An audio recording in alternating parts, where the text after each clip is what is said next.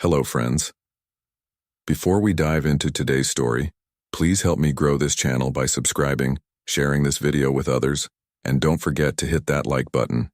Now, let's get started with our story. The reading of my father's will lasted exactly 17 minutes. I know because I counted every second. Watching the grandfather clock in the corner of his study, while my brothers divided an empire worth $18 million. My name is Preston Thorne. Though the Thorns part has always come with an asterisk. I'm 28 years old, and I've spent every one of those years being reminded that I'm the son who shouldn't exist. My father, Victor Thorne, built his real estate empire from nothing, or so the Forbes articles claimed. He died 5 days ago at his desk, his hand still gripping a pen, signing contracts until his heart gave out. The man worked himself to death, and somehow that seemed fitting. He'd lived his entire life in transaction mode, everything measured in profit and loss, including his children, especially me. Attorney Raymond Finch sat across from us at the mahogany table, his weathered hands arranging documents with practiced precision. To my left sat my oldest brother Garrett, 35, already wearing our father's Rolex he'd claimed from the body. To my right Holden, 32, texting his wife about which property they'd move into first. And then there was me, the illegitimate son, the reminder of our father's one moment of weakness with his secretary 29 years ago. The Manhattan properties, including the 3 penthouses on 5th Avenue and the 2 commercial buildings in Tribeca, valued at $8 million, I leave to my son, Garrett, Finch read, his monotone voice echoing. In the wood-paneled room, Garrett smirked and poured himself another glass of father's 100-year-old scotch. About time the old man recognized who actually ran the New York operations, the Hampton estate, the complete yacht collection, including the Celestial Dream, and all vehicles in the Long Island storage facility valued at $7 million. I leave to my son Holden. Holden actually laughed out loud. The cars. Miranda is going to lose her mind. There's a 1967 Ferrari in that collection worth $2 million alone. They continued dividing the empire like kids sorting Halloween candy, stock portfolios, Swiss accounts, art collections, even the corporate jet. Every few minutes, one of them would glance at me with barely concealed amusement, waiting for my name to be called. We all knew it was coming. The question was, how little would it be? Preston, Finch finally said, and both my brothers leaned forward like vultures, sensing carrion. Finch reached into his briefcase and pulled out a single brown envelope, aged and slightly bent at the corners. My name was written across it in shaky handwriting that must have been my father's near the end. I leave this envelope to be opened in private, containing what he needs to know. The silence lasted maybe 3 seconds before Garrett exploded with laughter so hard he spilled his scotch. An envelope? He was choking on his own amusement. Years of trying to play family and Daddy left you a letter? Holden was more composed, but his eyes sparkled with cruel satisfaction. Maybe it's a thank you card. Thanks for understanding your place. Kid, here's a hallmark moment for your troubles. Or directions to the nearest employment office, Garrett added, already pulling out his phone to text someone the hilarious news. God, wait until the board hears about this. The bastard. Got paper while we got the kingdom. Finch handed me the envelope with something that might have been sympathy in his eyes. It weighed nothing to years of trying to earn my place in this family, and it all came down to something that weighed less than a credit card bill. Gentlemen, Finch continued, ignoring the laughter, your father insisted I read this final statement. He adjusted his glasses and read, blood may determine birthright, but character determines worth. Trust each of you will receive exactly what you deserve. My brothers were too drunk on victory to catch the strange wording. They were already arguing about who would get father's office at corporate headquarters. Slipped the envelope into my jacket pocket, stood up without a word and walked toward the door. Hey, Preston, Garrett called out. If you need a job, I might have an opening in building maintenance. You'd have to work your way up from the basement. But hey, you're used to being beneath us, right? I kept walking. Their laughter followed me through the marble foyer, past the portraits of Thorne men who'd never acknowledged me, out into the October afternoon, where my 10-year-old Honda sat between their Maseratis like a punchline to a joke nobody needed to tell. Inside, that envelope was a bank account number and 11 words that would reveal 25 years of lies. But I didn't know that yet. All I knew was that I was done begging for scraps from their table. I sat in my car, engine off, staring at that envelope with my name written in dying hands, and wondered what final insult my father had saved for last. I never belonged in the Thorne family, and everyone made sure I knew it. From the moment I could understand words, I understood that I was different, lesser, tolerated, but never truly accepted. My earliest memory is of Garrett, then 10 years old, explaining to his private school friends why I lived in their house. "That's Preston," he said, pointing at me playing alone in the corner. "Dad's mistake from his secretary. We keep him around because Dad feels guilty." My mother, Diane Russo, died when I was 3. A car accident on the Long Island Expressway, they told me. Single vehicle, brake failure. Tragic but simple. She'd been Victor's secretary for 5 years, and their affair had produced me, the evidence of my father's single lapse in judgment. Victor's wife had already died of cancer 2 years before I was born, so when Diane died, Victor took me in, not out of love, I learned later, but out of obligation. The Thorne mansion in Westchester was 32 rooms of cold marble and impossible standards.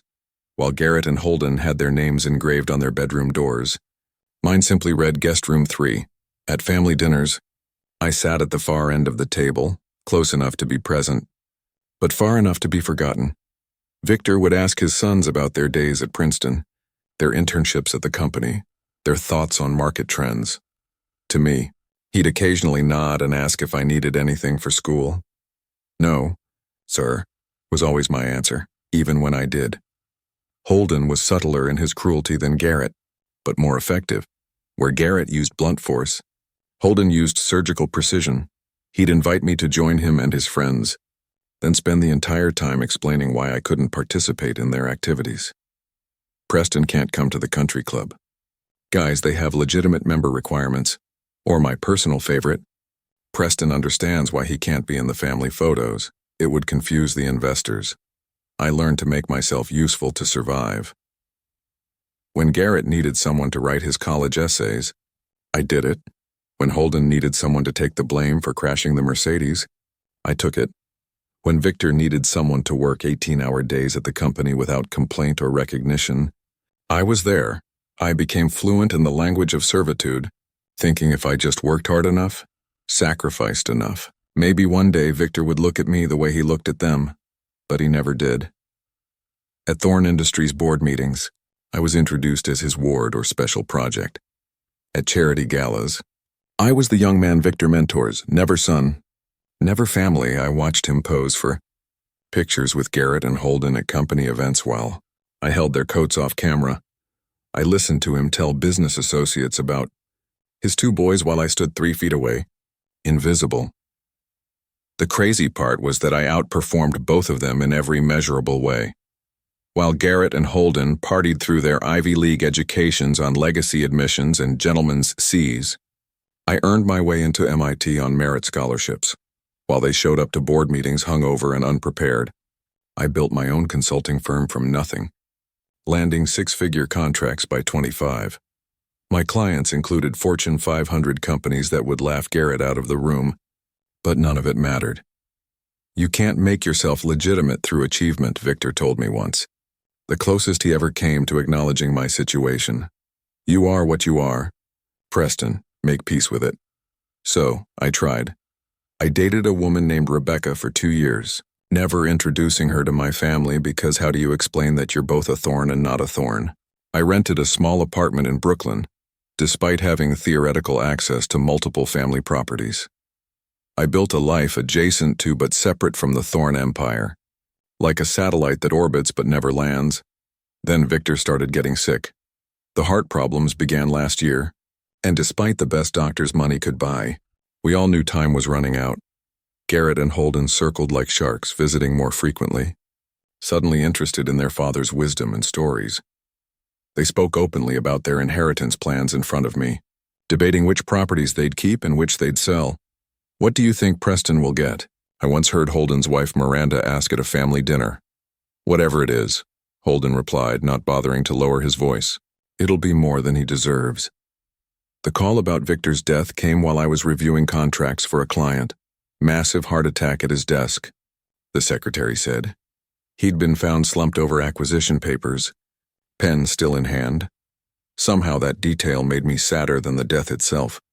The man had died exactly as he'd lived, alone with his work, measuring worth in square footage and profit margins. Standing in that study 5 days later, watching my brothers celebrate their windfall, I realized I'd spent my entire life trying to earn love from a man who didn't have any to give. Not to them, not to me, not even to himself. The will reading was scheduled for Friday afternoon at 2 sharp. I arrived at the estate 15 minutes early, parking my Honda behind a catering truck that was unloading champagne. Garrett and Holden had already started their celebration, apparently confident enough in their inheritance to hire party planners before the will was even read. I found them in the study with their wives, drinking Victor's prized scotch collection and dividing up assets on cocktail napkins like kids trading baseball cards. Garrett's wife, Simone, was on FaceTime with a real estate agent, touring a penthouse in Milan. Miranda, Holden's wife, had spread yacht catalogs across Victor's desk, circling upgrades for the boats she hadn't even inherited yet. Look who decided to show up, Garrett announced when I walked in, raising his glass in mock salute. Come to see how the real heirs inherit. Just here for the reading, I said, taking a seat in the corner. The same chair I'd always occupied during family meetings. Smart to manage expectations, Holden added, not looking up from his phone, where he was apparently already listing one of the properties he expected to inherit. Though, I'm curious what Dad came up with for you. My bet's on that broken Rolex he never fixed. Seems poetic. Giving the broken son the broken watch. Attorney Raymond Finch entered at exactly 2 Gao, his presence immediately shifting the room's energy from casual cruelty to formal proceeding. He'd been Victor's lawyer for 30 years, had built the entire legal structure of Thorne Industries. If anyone knew Victor's secrets, it was Finch. Gentlemen, ladies, he nodded to the wives. Shall we begin? He opened his leather briefcase with practiced efficiency, removing a thick folder marked with Victor's seal. The will itself was surprisingly brief for such a massive estate, but then Victor had always been economical with words. The last will and testament of Victor Edmund Thorne, executed 3 months prior to his death, superseding all previous documents, Finch began, his voice carrying the weight of legal finality. The first 10 minutes went exactly as everyone expected. Garrett inherited the Manhattan real estate portfolio, $8 million of prime properties, including the buildings that generated nearly $1 million in monthly rental income. He actually whooped when Finch read the addresses, already calculating expansion possibilities. Holden received the Hampton estate, where we'd spent summers, the complete yacht collection that included 3 boats worth over $1 million each, and Victor's entire vehicle collection, including vintage cars that belonged in museums, $7 million in toys for a man who'd never worked an honest day in his life. They split the liquid assets, the stock portfolios, the offshore accounts Victor thought nobody knew about. Each brother walked away with additional millions in investments and cash. Simone was already texting her friends, planning a celebration party at the Met. Miranda had pulled up the yacht club website, registering for slip spaces in Monaco. Preston, Finch finally read, and the room went silent with anticipation. He reached into his briefcase again, this time pulling out a single brown envelope, aged and bent at the corners like it had been handled many times.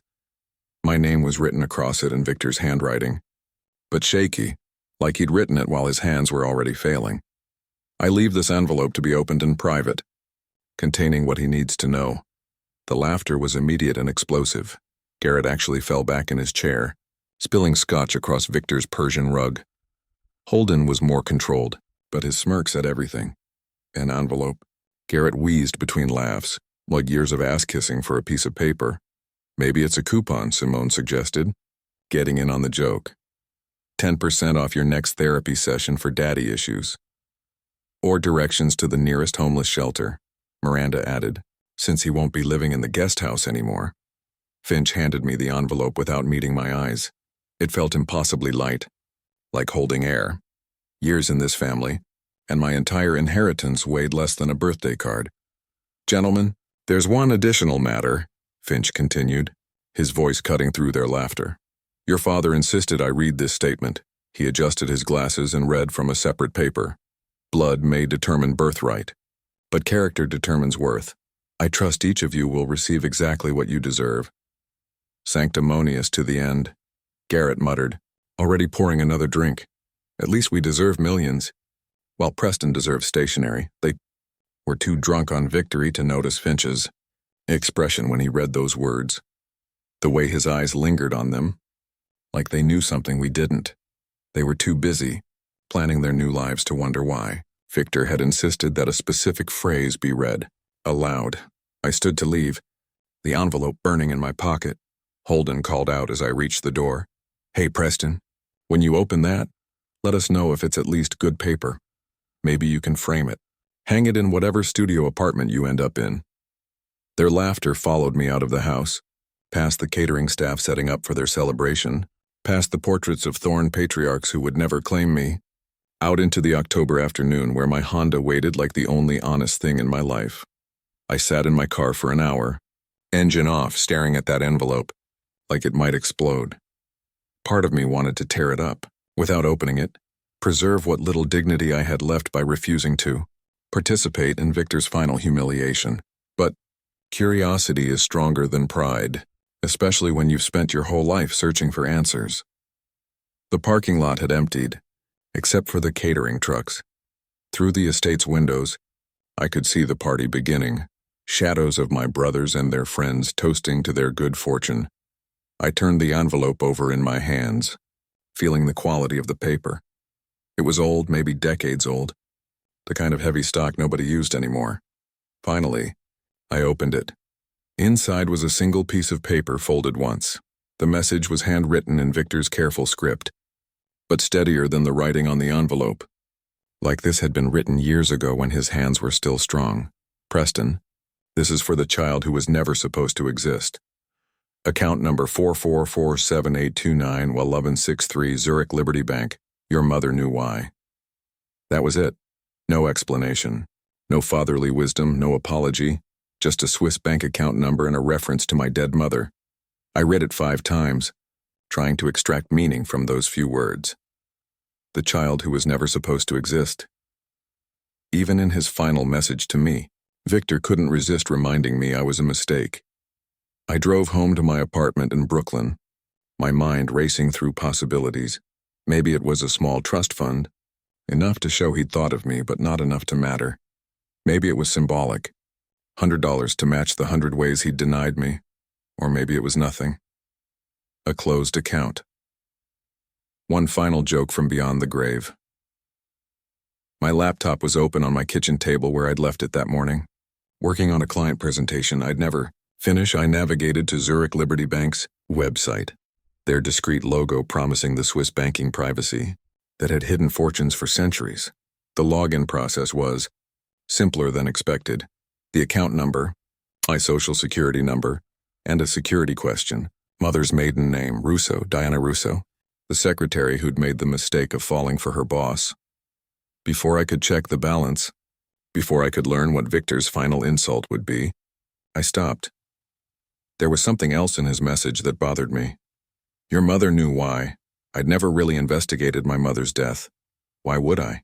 It was a car accident when I was 3. Tragic, but simple. But Victor's words suggested there was something more, something my mother had known. I minimized the banking website and pulled up the New York State accident database. It took some searching, but I found it. October 15th, 1999. Diane Russo, single vehicle accident, Long Island Expressway. The basic report was what I'd always been told. Brake failure. Car went off the road, fatal on impact. But there was a detailed investigation file attached, something I'd never known existed. I downloaded it, my hands starting to shake as I read the investigating officer's notes. Brake line appears to have been deliberately severed. Tool marks consistent with purposeful. Damage recommendation for homicide investigation. Note: investigation. Terminated at family's request. See attached. Authorization. The authorization was signed by Victor Thorne, my Father had stopped the investigation into my mother's murder. I called Raymond Finch, my fingers fumbling with the phone. He answered on the first ring like he'd been waiting. Preston. His voice was careful. Measured. I assume you've opened it. What the hell is this, Finch? What did Victor know about my mother's death? There was a long pause. I could hear him breathing, choosing his words. I can only tell you what Victor authorized me to say. Check the account first. Then you'll understand why your mother died. The truth has been waiting for 25 years. Tell me now, I demanded. But the line was already dead. I sat back in my chair, staring at the computer screen. The accident report was still open in one tab, the bank website in another. My mother had been murdered. Victor knew it, and somehow there was a Swiss bank account that would explain everything. I clicked back to the banking website, my heart pounding so hard I could feel it in my throat. The account dashboard loaded slowly, each second stretching like an hour. When the balance finally appeared, I had to blink several times to make sure I was seeing the numbers correctly. This wasn't possible. This had to be an error. I refreshed the page once, twice, 3 times, but the number remained the same. The phone rang, interrupting my shock. Unknown international number. Mr. Preston. The voice was elderly, German accented, formal. My name is Hinrich Ducker. I've been waiting 25 years for you to access this account. I believe it's time you learned the truth about your mother, your father, and the $18 million your brothers just inherited. I looked back at the screen at the impossible number staring back at me and realized my entire life had been built on a lie that was about to unravel. I'm listening, I said. The number on my laptop screen didn't make sense. I refreshed the page 3 times, certain there was some error, some misplaced decimal point that would bring this back to reality. But the balance remained unchanged. $127 million to Preston. Are you still there? Hinrich Ducker's voice pulled me back from my shock. This can't be real, I managed to say, gripping the phone like it might disappear. There's been some mistake. There is no mistake, Ducker replied, his German accent giving each word careful weight. This account has been growing for 29 years, waiting for this moment. But the money, Mr. Preston, is just the beginning of what you need to understand. I clicked on the account history, scrolling through decades of deposits. They started in 1996, 3 years before I was born. Regular transfers from something called Project Prometheus government serial numbers, federal routing codes. The final deposit was made October the 15th, 1999, the day my mother died. Your mother, Mr. Preston, was not who you believed her to be, Ducker continued. Diane Russo was not simply a secretary. She was Senior Special Agent Diane Russo, FBI Financial Crimes Division. She was embedded in Thorn Industries as part of a 3-year investigation into your father's money laundering operation. The room started spinning. I had to put my head between my knees to keep from passing out. That's impossible. She was just his secretary. They had an affair. The affair was real, Ducker said gently. That was the problem. Agent Russo fell in love with her target. You were never supposed to happen. When she became pregnant, she tried to extract herself from the operation. She wanted to come clean to Victor to find a way out that would protect both of you. But Victor found out first, I said, the pieces clicking together in my mind. Yes, he discovered her true identity when you were 2 years old. But by then, something unexpected had happened. Victor had fallen in love with her too. And despite everything, he loved you. The boy who was never supposed to exist had become the only genuine thing in his world of calculated transactions. I thought about all those years of cold distance, the refusal to call me son, the constant reminders that I didn't belong. If he loved me, he had a funny way of showing it. He kept you at a distance to protect you. Mr. Preston, your brothers Garrett and Holden, were already being groomed to take over the criminal enterprise.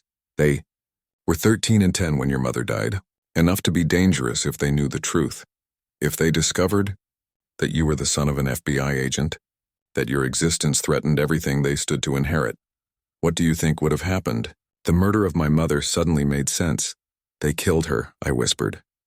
Not personally, but yes. When Garrett learned about your mother's true identity, he told Holden. Together, they hired someone to cut her brake lines. They were children. But they were Thorn children raised to see threats and eliminate them. Victor discovered what they'd done after it was too late. And he covered it up, I said, anger rising in my throat. He made a choice. Turn in his sons for murder or protect the only innocent person in the entire equation, you. So he made a deal with the FBI. Your mother had compiled 3 years of evidence before her death. Everything needed to destroy the Thorn Empire. Victor would continue to run the operation, feeding information to the Bureau, helping them catch bigger fish. In exchange, they would let the empire stand until his death, ensuring you grew up protected if not loved, and the money. Your mother had already started converting evidence to assets, preparing to run with you. She liquidated intelligence, sold information to competitors, moved money through channels that would take decades to trace. It was her insurance policy. When she died, Victor continued the work, adding to it every year. Every crime your brothers committed, every dollar they stole, he matched it in your account. The blood money they're inheriting today is built on the same foundation as your fortune. The difference is yours is clean. I stood up, pacing my small apartment, trying to process 28 years of lies unraveling in minutes. There's more, Ducker said. Check your secure messages in the account. I clicked the message tab. Hundreds of files appeared. Financial records, photographs, recorded conversations, evidence of every crime committed by Thorn Industries over 3 decades. But the most recent files were different. They were dated from the last 5 years, all focused on Garrett and Holden. Your brothers weren't just inheriting wealth today, Mr. Preston. They were inheriting the criminal empire, and they've been expanding it enthusiastically, adding murder, extortion, and human trafficking to the family business. Your father documented everything. He wanted you to have the choice he never gave himself. You can walk away with your fortune, or you can deliver justice. The evidence is all there, admissible, incontrovertible. I stared at the files, understanding finally what Victor's last words meant. Character determines worth. He hadn't been mocking me. He'd been passing judgment on all of us. I sat with that power for 3 days, 127 million, and enough evidence to destroy everything. My brothers had just celebrated inheriting. The rational part of me said to take the money and disappear, build a new life far from the Thorn legacy of blood and lies. But I kept thinking about my mother dying alone on that highway and the 13-year-old boy who ordered her death, now drinking champagne in a Manhattan penthouse. On the 4th day, I made my decision. I transferred $10 million to a new account. Enough to build the life I wanted, but not enough to lose myself in wealth I hadn't earned. The rest would stay where it was, growing, waiting. A monument to my mother's sacrifice that I didn't need to claim. Then I created 2 packages. The first went to the FBI, containing every file from the account, every document my father had gathered, every crime my brothers had committed in their eagerness to expand the empire. The second package went to Raymond Finch with specific instructions. Deliver it to my brothers at exactly 2 p.m. on Tuesday, the same time they'd laughed at my envelope. I booked a flight to Zurich for Monday night. One way. The arrests happened Tuesday afternoon. I watched from my hotel room in Switzerland as CNN broke the story. Federal agents swarming Thorn Industries headquarters. Garrett led out in handcuffs, his face a mask of confusion and rage. Holden trying to run, tackled in the parking garage he'd just inherited. The news called it the largest financial crime bust in New York history. 3 decades of money laundering, extortion, and murder unraveling in a single afternoon. My package to them contained a single sheet of paper, the same age stationery Victor had used for my envelope. The message was brief. Character determines worth. Enjoy what you deserve.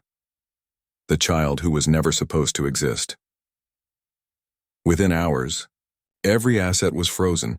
The properties, the yachts, the cars, all seized by federal authorities. Simone was caught trying to flee to Milan with suitcases full of jewelry. Miranda was arrested at the yacht club, still trying to register boats she no longer owned. The empire built on blood money collapsed entirely, taking everyone who touched it down except for one person. Me. I changed my name after that. became someone new in a country that understood reinvention.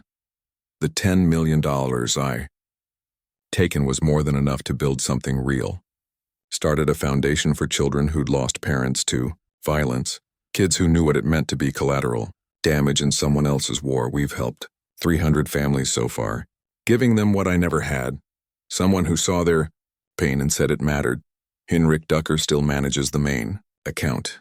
It's grown to over 200 million now through investments, a fortune that doubles every decade. He calls once a year on the anniversary of my mother's death, always with the same question: will you claim it this year, Mr. Preston? And I always give the same answer. The child who was never supposed to exist is doing just fine without it, because that's what I finally understood. Sitting in that Swiss hotel room watching my brothers' lives crumble on international television. Victor had given them exactly what they'd always wanted. The Thorn Empire, every poisoned dollar of it, and he'd given me what I'd never known I needed: freedom from it all. My mother died trying to save me from that life. Victor lived keeping me at arm's length to protect me from it.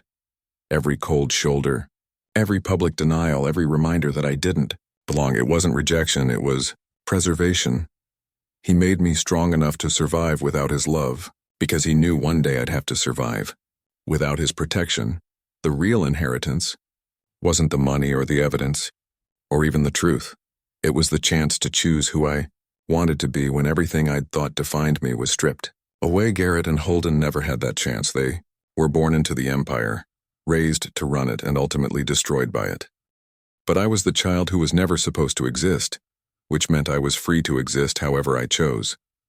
Sometimes I walk past banks in Zurich and think about those millions sitting there, growing like some golden tumor. Sometimes I wonder what my life would look like if I claimed it all. Then I remember my mother dying to keep me from that money source and Victor living in cold distance to keep me from its corruption.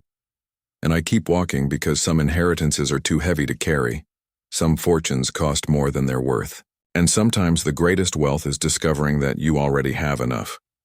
That's the truth about being the child who wasn't supposed to exist. Once you accept it, you're free to exist entirely on your own terms. If this story resonated with you, please take a moment to like this video and share it with someone who needs to hear that their worth isn't determined by others' recognition. Comment below with your thoughts on Preston's choice. Would you have taken all the money or walked away like he did? And don't forget to subscribe to our channel for more powerful stories about family, truth, and the choices that define us. Thank you for watching. And remember, your real inheritance is the freedom to choose who you become.